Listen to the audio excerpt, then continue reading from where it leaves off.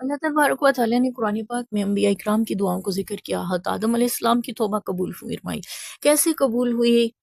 طویل عرصہ روتے رہے، گڑ گڑاتے رہے، رب کبریا کی بارگاہ میں آنسو بہاتے رہے، ندامت محسوس ہوتی رہی، اور پھر کہا ربنا ظلمنا انفسنا، اللہ ہم نے جانوں پہ ظلم کیا، اللہ ہم نے ظلم کیا، اللہ ہمیں معاف کر دے، ہم پہ رحم کر دے۔ اگر آپ نے معاف نہیں کیا، رحم نہیں کیا، تو ہم جیسا خسارہ اٹھانے والا کوئی نہ ہوگا۔ یہ احساس ندامت انسان کی دعاؤں کو قبول کروا دیا کرتا ہے۔ حضرت یونس علیہ السلام مچھلی کے پیٹ میں رب کبریا کو پکارے ہیں، لا الہ الا انت سبحانک انی کنت من الظالمین، اللہ تیرے سوا کوئی نہیں ہے جو یہاں سن سکے۔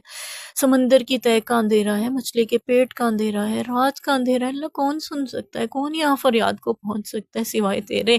تو سن سکتا ہے، یہاں پہ بھی تو جان سکتا ہے مجھے، تو ہی جانتا ہے کہ میں کہاں ہوں، کس حال میں ہوں۔ اللہ نے قبول کی دعا، اور حضرت یونس علیہ السلام کو مچھلی کے پیٹ سے نہ صرف نکالا بلکہ امت محمدیہ کو بتلایا، وَكَذَلِكَ نُنْجِي الْمُؤْمِنِينَ، ہم مومنوں کو بھی ایسے نجات دیا کرتے ہیں۔ کیا ہر مومن مچھلی کے پیٹ میں جائے گا، پھر رب کبریا کو پکارے گا، پھر اللہ تعالیٰ نجات دیں گے؟ ایسا نہیں ہے، بلکہ ہمیں یہاں سے مفہوم یہ مل رہا ہے کہ جب تم دنیا کے گمراہیوں میں، اندھیروں میں اور ضلالتوں میں اور بے بسی کے اندھیروں میں پھنس جاؤ، اور تمہیں لگے کوئی مدد کو نہیں پہنچ سکتا، کوئی تمہاری فریاد نہیں سن سکتا، یہاں کوئی تمہاری مدد کو نہیں آ سکتا، وہاں پہ بھی تمہارا رب تمہاری مدد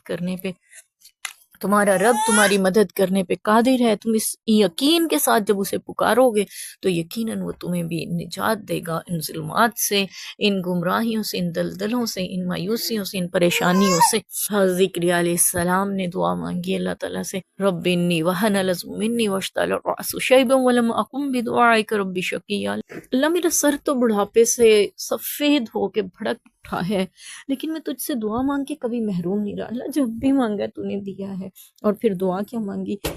رب ہب لی من لدنک ذریۃ طیبہ انک سمیع الدعاء، اللہ مجھے نیک و صالح اولاد عطا فرما دے۔ اور یہ بھی آتے گڑ گڑا کے چپ کے مانگ رہے تھے اپنے پروردگار سے کہ کوئی سنے گا تو کیا کہے گا، اس بڑھاپے میں بوڑھا ہے، سٹھے آ گیا ہے، شاید کوئی ایسا نہ سمجھ لے۔ لیکن اللہ نے مثال پیش کی، بیان کی قرآن پاک میں، اور یہ بھی بتایا ان کی بیوی بھی بانجھ تھی، اور پھر بڑھاپے میں اللہ نے ان کو اولاد دی۔ یہ نہیں کیا کہ دوسری شادی کریں پھر اولاد دیں، یہ بھی نہیں کیا دونوں کو جوان کریں پھر اولاد سے نوازیں۔ اللہ تعالیٰ نے اسی حال میں بانجھ بیوی کو بڑھاپے کی عمر میں حضرت زکریا علیہ السلام کو اپنے محبوب بندہ عطا کیا، بیٹا ان کو دیا، اور اس کا نام بھی خود یحییٰ رکھا، اور اسے بھی نبی بنا دیا۔ یہ اللہ کی عطائیں ہیں، پتہ چلتا ہے وہ کسی ذریعے وسیلے کا محتاج نہیں ہے۔ اور جب نوازنے پہ آتا ہے تو مریم علیہ السلام کو بھی نواز دیا کرتا ہے، اور جب لینے پہ آتا ہے تو محمد الرسول اللہ صلی اللہ علیہ وسلم کی گود بھی خالی کر دیا کرتا ہے۔ حضرت ابراہیم علیہ السلام کی مثال بھی اللہ نے بیان کی کہ بڑھاپے کی عمر میں وہ بھی دعا مانگ رہے ہیں اللہ تعالیٰ سے، اور اللہ تعالیٰ انہیں بھی نواز رہے ہیں۔ یہ تو نبیوں کی مثال ہے نا، ہم کہہ سکتے ہیں وہ تو نبی تھے، اللہ تعالیٰ نے تو ان کی سننی تھی، اللہ کے برگزیدہ اور مقرب جو تھے، اللہ تعالیٰ نے قرآن میں پھر ان کا ذکر بھی کیا جو نبی نہیں تھے۔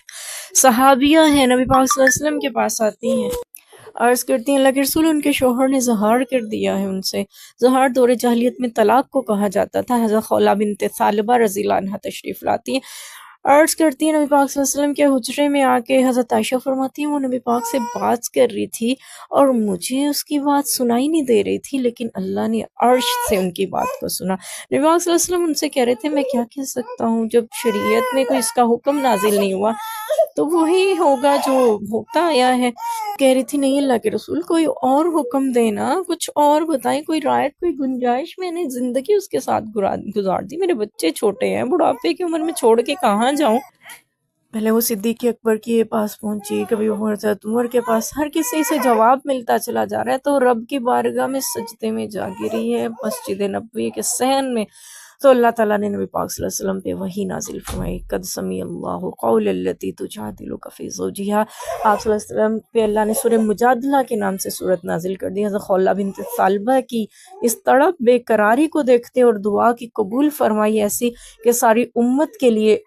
احکام نازل کر دیے کہ اگر کوئی شوہر اپنی بیوی کو ماں بہن کہہ دے، اس کو زہار کہتے ہیں، اور اس کا کفارہ یہ ہے کہ غلام آزاد کرے، 60 مسکینوں کو کھانا کھلائے، یا 2 ماہ کے مسلسل روزے رکھے۔ تو وہ بیوی اس کے لیے دوبارہ حلال ہو سکتی ہے۔ یہ سزا کے طور پہ اللہ نے کفارہ ذکر کیا۔ اب یہاں پہ حضرت خولہ بنت ثعلبہ رضی اللہ عنہ کی دعا کی قبولیت کا ذکر ملا، اللہ تعالیٰ نے ان کی دعا کو قبول فرمایا۔ ہاں کسی کو یہ خیال گزر سکتا ہے کہ وہ صحابیہ تھیں، معتبر ترین ہستیاں تھیں، ہم تو ان کے قدموں کی خاک کے برابر بھی نہیں ہیں، ہماری تھوڑی وہ اس طرح سے قبول کرے گا۔ تو ہمیں نبی پاک صلی اللہ علیہ وسلم نے بنی اسرائیل کے ایک شخص کا واقعہ سنایا اور ذکر کیا کہ وہ یہ بھی پتہ چلا کہ وہ نبی بھی نہیں تھا، وہ کوئی ولی بھی نہیں تھا، وہ کوئی صحابی بھی نہیں تھا، بلکہ اتنا گناہ گار تھا، اتنا گناہ گار تھا، 40 برس گناہوں میں گزار دیے تھے۔ ہم موسیٰ علیہ السلام کے دور میں قحط سالی شروع ہوئی تو دعا کے لیے موسیٰ علیہ السلام دعا استسقاء کے لیے اپنی قوم کو لے کے باہر نکلے، اب کی بارگاہ میں دعا کے لیے ہاتھ پھیلائے، نبی ہیں، نبی کے صحابی ہیں، بنی اسرائیل کے نیک لوگ ہیں، اولیاء اللہ ہیں، لیکن دعا قبول نہیں ہو رہی، بارش نہیں ہو رہی۔ موسیٰ علیہ السلام عرض کرنے لگے اللہ ایسا کیا بات ہے کہ دعائے استسقاء کے لیے تو چند ایک لوگ نکل آئے تو بارش ہونے لگتی ہے۔ اللہ نے فرمایا تمہاری اس مجمع میں وہ گناہ گار شخص ہے جو 40 برس سے گناہ کرتا آ رہا ہے اور آج تک اسے توبہ کا خیال نہیں آیا، وہ مجمع سے نکل جائے تو بارش ہو جائے گی۔ ہاں موسیٰ علیہ السلام نے جلالی طبیعت کے تھے، غصے میں اعلان فرما دیے کون ہے وہ بدبخت جس کی نحوست کی وجہ سے بارش نہیں ہو رہی ہے، نکل جائے اس مجمع سے، 40 برس گناہوں میں گزار دیے اس نے، نکل جائے۔ سارا مجمع دیکھ رہا ہے ایک دوسرے کی طرف کہ کون نکلتا ہے، آج کون ہے جو 40 برس سے گناہ کرتا رہا ہے اور کسی کو پتہ ہی نہیں ہے، اور اللہ کو تو پتہ ہے نا۔ اس نے وہیں اپنے رب سے دعا مانگی، اللہ آج اگر میں یہاں سے نکل گیا نا، قیامت تک لوگوں کی نظروں سے گر جاؤں گا، کوئی مجھے میرا نام لے کے نہیں پکارے گا، ہر کوئی مجھے وہ گناہ گار، وہ منحوس، وہ بدبخت کہہ کے پکارے گا جس کی وجہ سے بارش بند ہو گئی تھی۔ 40 برس سے پردہ رکھنے والے اللہ آج بھی رکھ لینا، میں دل سے توبہ کرتا ہوں، کوئی گناہ آج کے بعد نہیں کروں گا۔ ظاہر دیکھا جائے تو 2 نمبر توبہ تھی، پکڑا گیا نا تو توبہ کر رہے ہیں، لوگوں میں شرمندگی سے بچنے کے لیے توبہ کر رہے ہیں، لیکن اللہ کی رحمی دیکھ، اس کی رحمت کی وسعت کو دیکھیے کہ اللہ تعالیٰ پھر بھی اسے معاف فرما دیتے ہیں اور آسمان سے بارش کا نزول ہوتا ہے۔ حضرت موسیٰ علیہ السلام سارا مجمع حیران ایک دوسرے کی طرف دیکھتے چلے جا رہے ہیں، اور پھر حضرت موسیٰ علیہ السلام نے اللہ سے عرض کی اللہ آپ نے تو فرمایا تھا مجمع میں گناہ گار شخص ہے، وہ نکلے گا تو بارش ہوگی، اللہ یہ پورا مجمع یہیں پہ موجود ہے، کوئی بھی ہم میں سے نہیں نکلا، پھر بارش کیسے ہوئی؟ تو اللہ نے فرمایا کہ یعنی مفہوم ہے، اللہ نے فرمایا جس نے میرے اس گناہ گار بندے نے مجھ سے توبہ کر لی ہے، مجھ سے صلح کر لی ہے، جس کی وجہ سے بارش نہیں ہو رہی تھی اب اس کی دعا کی وجہ سے بارش برسا دی ہے۔ ہاں موسیٰ علیہ السلام عرض کرنے لگے اللہ مجھے تو بتائیں وہ کون تھا؟ اللہ نے فرمایا جب تک گناہ گار رہا اس کا پردہ رکھا، اب توبہ کر لیے تو کیسے بتا دوں وہ کون تھا، اب تو میرا ہو گیا ہے۔ اللہ تعالیٰ کی رحمت بہت وسیع ہے، وہ صرف نیکوں پہ نہیں بدبختوں گناہ گاروں پہ بھی آ جائے تو ان کی بھی کایا پلٹ جایا کرتی ہے، اس لیے دعا مانگنے سے کبھی نہیں رکنا چاہیے اور اللہ کی رحمت سے کبھی بھی مایوس نہیں ہونا چاہیے۔ اللہ تعالیٰ نواز دیا کرتے ہیں، عطا فرما دیا کرتے ہیں۔ امام بخاری رحمۃ اللہ علیہ کی والدہ کے بارے میں بھی آتا ہے، ان کا بیٹا بچپن کی عمر میں نابینا ہو گیا تھا اور طبیبوں نے حکیموں نے اس دور کے جواب دے دیا تھا کہ یہ ٹھیک نہیں ہو سکتے، یہ ٹھیک نہیں ہو سکتے، ان کی بینائی نہیں لوٹ سکتی۔ عرض کرنے لگی رب کبریا آپ قادر ہیں نا، ساری دنیا کچھ نہیں کر سکتی لیکن آپ سب کچھ کر سکتے ہیں، آپ بینائی دینے پہ قادر ہیں، میں نے اس بیٹے کو آپ کے دین کے لیے وقف کرنا ہے، اللہ میرے بیٹے کو بینائی عطا فرمائے۔ 1 دن 2 دن 1 مہینہ 1 سال نہیں 4 برس گزر گئے، پھر بھی دعائیں مانگتی جا رہی ہیں، رکی نہیں ہے، دعا مانگ رہی ہیں اپنے رب سے، جب دعا کا موقع ملتا ہے پھر دعا مانگ رہی ہیں،